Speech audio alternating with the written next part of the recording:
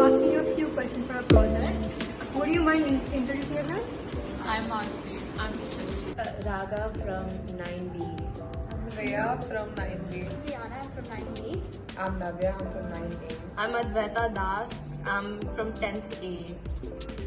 Hi, I'm Ragnia and I'm from 9B. Saiesha and I'm from class 10A. So let me start with the first question. Which one of these three diseases I mentioned, bipolar, schizophrenia, psychopathy, is the most effective on a person? Like it harms the person the most, you'd say. Even I went to mine. Why maybe? Because it disrupts your biggest symptoms of schizophrenia, like hallucinations and all that. It disrupts your day-to-day thinking. Hallucinations, everything. You don't know what's real and anything anymore. You can't decide. Yeah, you can't differentiate. Yep. Let me have a question too. What advice would you give to someone who is recently diagnosed with one of these three diseases?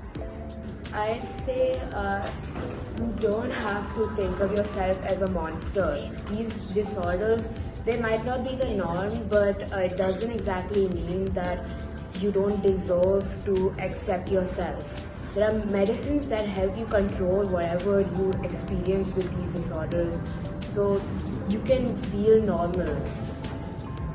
That's very true. What about you? Something around the similar lines. For question 3, I'm gonna ask an example of a person who had schizophrenia. Was Hitler.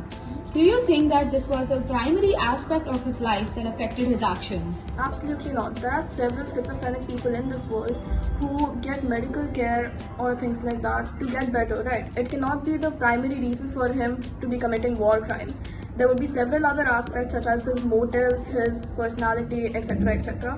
His illness cannot be the primary cause. Alright. In their point of view, what do you think their daily lives might look like? The people who have these disorders? I think it depends on what kind of rate they have of each disorder, psychiatric illness. Because if a person has a very high syndrome of that disorder, then they would need a lot of help. But if they have a very mild case, then it won't affect their lives as much as it would if they had a higher syndrome of it. So I think it just depends on the rate of it. Adding to this question, do you think these people can, in the future, after getting treated, Lead a normal life.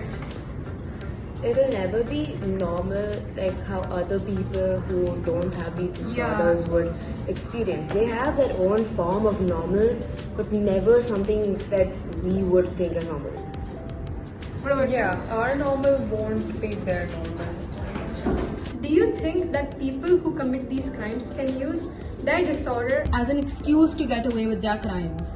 It completely depends on the severity of the crime that they've committed. For example, if it's something as low as robbery from a store, sure, they can plead something or the other. But even then, if something they did is that serious, for example, murder or something, they can't really plead to their mental illness here because especially if they know about it, they had all the resources in the world to look for help.